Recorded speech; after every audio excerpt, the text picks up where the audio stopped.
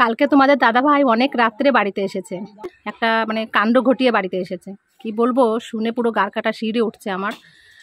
সারা রাত আমি বলতে গেলে ঘুমোতে পারিনি কথাটা শুনে। তো কালকে অনেক বড় বিপদের হাত থেকে মানে বেঁচে বাড়িতে ফিরেছে, এটাই বলতে হবে। তো আমার ওদিকে শরীর ভালো না যে ওকে আমি নিয়ে আসতে যাব, মানে ও তো বাবার বাড়িতে ছিল, সেখান থেকে বাড়িতে চলে এসেছে, মানে ব্লাড টেস্ট করতে হবে, আবার হসপিটালে ভর্তি করতে হবে সেই কারণে। তো ও কালকে একাই মানে বাড়িতে এসেছে রাত্রিবেলায়। তো তোমাদের দাদাভাই নিজে মুখে বলুক যে কালকে কি হয়েছে ঘটনাটি।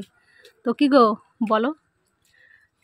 ওই স্টেশনে এসছি, ট্রেন ছেড়ে দিয়েছে, ট্রেন তো চলে যাচ্ছে। তারপর আমি ওই দৌড়ে দিয়ে ওই দরজা ধরে আর কি উঠতে গেছি, পা রেখেছি স্পিডে, আর পা ফসকে গেছে, আর হচ্ছে পড়ে যাচ্ছিলাম। তারপরে এই যে বহু কষ্টে আর কি লোকে চেঁচামেচি করছিল পড়ে যাচ্ছিলাম বলে।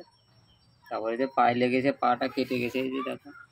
এই দেখো পায়ে যে কতটা কেটে গেছে, তারপর পুরো হাড়ে লেগেছে এই যে। তারপরে আমিও উঠে বহু কষ্টে উঠে গেছি, তারপর ট্রেনটাও থামিয়ে দিয়েছিল। তো এরকম করে কেউ আসে বলো এত রিস্ক ভেবেছিলাম নিয়ে? তো উঠে যাবো। পায়ে এমনিতে বল নেই, যন্ত্রণা করে, তারপরে এই অবস্থা। বিপদ ঘটতে তো একদম সময় লাগে না, সময় তো বর্তমানে আমাদের খুব খারাপ যাচ্ছে। তো একটু বসে থেকে পরের ট্রেনে আসতে পারতে। অনেক লেট হয়ে যাচ্ছে ওই জন্য।